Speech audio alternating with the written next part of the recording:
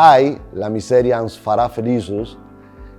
que es mi manera de decir, ay, la miseria nos hará felices,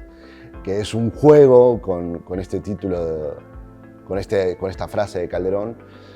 Trata de algo simple, que es el día en que la inteligencia artificial suplante a todos los roles del teatro.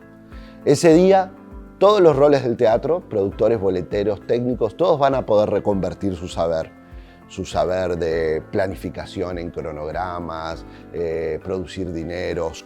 conectar cables, todos van a tener otros trabajos, menos los actores, que solo saben actuar. Entonces, en esta obra, estamos en el sótano de un teatro, en un baño, porque el baño es el único lugar que los robots no necesitan,